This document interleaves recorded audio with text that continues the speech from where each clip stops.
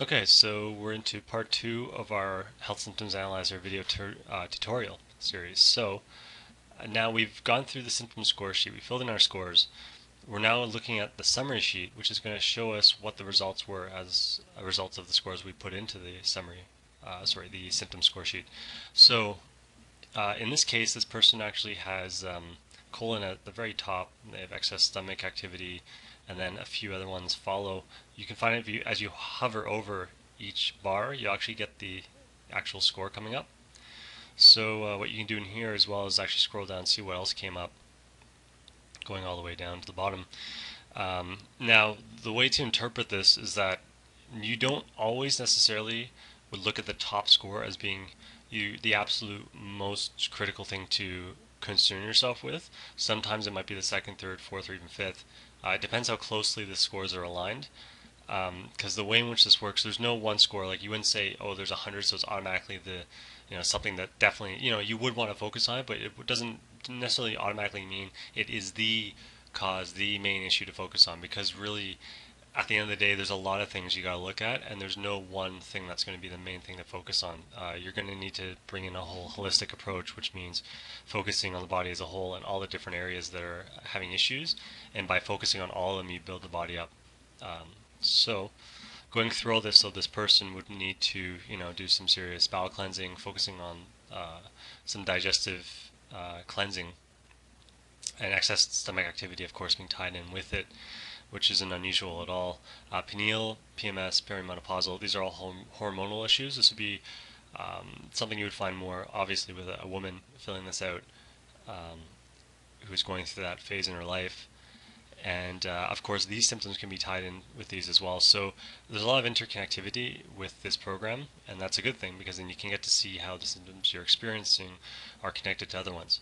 So going through this now, the big thing you could do right away though is seeing that choline, manganese, and iodine. You have basically minerals, and choline is basically more of a vitamin. It's a sort of a pseudo vitamin in a way. They're things you can right away know if it's this high of a score. Odds are that if iodine's coming up this high, it's not a toxicity. It's actually indicating that you would want to supplement it, same as manganese and choline. So what I would recommend for this person in this case is they want to go out and actually find these supplements and take them in just a moderate dose. Beforehand, of course, you can do some more research on them and see what other symptoms you relate to, what else you may be suffering from that you would want to treat with. Sorry, just give me 1 second, just getting some background noise. Okay, sorry about that. So, going through the rest, you can see this person would be actually potentially deficient in iron as well, which could relate. They're showing sluggish adrenals. Both of these showing issues with fatigue. Odds are both of them being up there are probably of a concern. Even if you weren't anemic or didn't have an iron deficiency on a modern medical test, a lot of times people can still be very iron deficient. So I would definitely look into this. Maybe look into a natural iron supplement and see how you feel off of it. Because most natural ones, um, you can't really. Well, you can still overdose, but it's not harmful or as harmful in the way that the typical chemical versions, the pharmaceutical drug variants are of iron pills. So you don't have to worry. I'd recommend actually in this case someone with a liquid iron would be ideal. Sluggish adrenals, there's lots of ways to address this. Of course, the basics though: good diet, proper sleep, and getting a good exercise will actually help strengthen the adrenals. If you're doing all that, or you're simply too weak to do those things, there's a lot of good herbs as well, and a lot of the bonus guides, if you remember, we gave you, will actually have a lot of information on these as well, as to how to treat these different conditions. So not to get too deep into what each one of these is doing, but sorry, just 1 second. We have people singing in the video. Okay, so we have our scores here. So after going through that, we can then look at the systems and chart.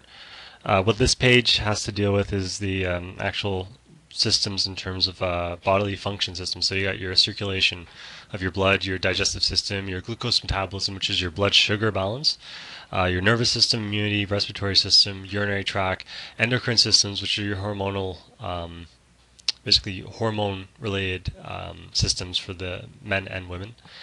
Structural is your basically your bones, your joints. People who have arthritis or chronic inflammation of joints will have a high score on this typically, or women who have bone density issues will always have high scores. There's of course then vitamins, minerals, heavy metal, chemical, and EFAs. The ones I want to talk about really quickly here. Stress quotient is the only one in a category of its own. A lot of people are going to get a very high score on this. I want to recommend you don't worry about that. It typically just indicates that there's a lot of health concerns going on that need to be addressed. As you address those different concerns, you'll find the score actually drops.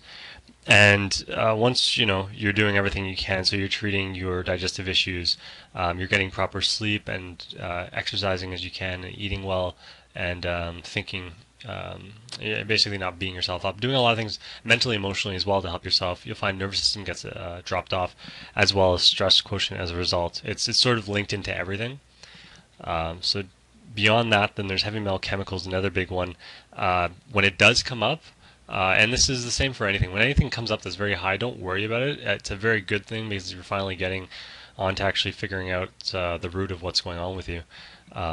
So when you get a fairly high chemical heavy metal score, typically though what would happen is you'll have a result in the summary of say mercury poisoning or mercury or aluminum for instance, which would be the easy one to go after and look up in the details section, which I'll show in 1 second.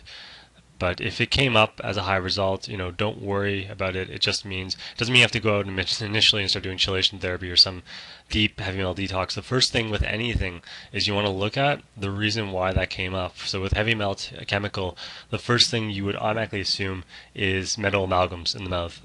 If that wasn't the case, then there's a variety of other potential causes, and I'll show you what that would be in 1 second and how to read that. With EFA, this is your essential fatty acids, omega 3, 6, 9, your fish oil, your flax oil, your hemp oils, borage oil. So essentially this coming up fairly high is not too uncommon. Most people will have it come up around there, as stress quotient also comes up quite high. All you have to do basically, it's recommending based on your results that you should supplement omega-3, omega-6. If you are already, that's okay. You're probably doing what you can, and it's just giving results based on the symptoms it's seeing. You maybe want to look at the one you're using. For omega-3, I'd always say you want to use a krill oil. Ideally, it's the best form.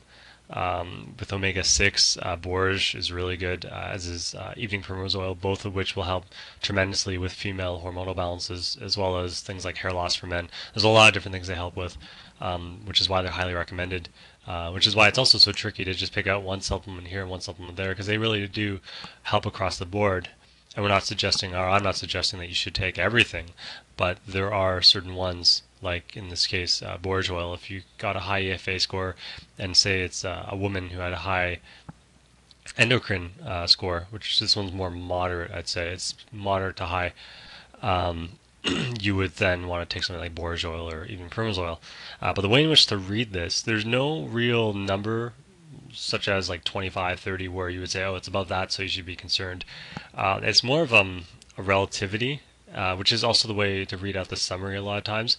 It's how things are relative to one another. So, if everything's kind of low, but still one of these is, even at 35 and the rest are at like maybe 20, that one at 35 is still worth looking at. In this case, stress being much higher and digestive being way up there, those are the ones that stand out.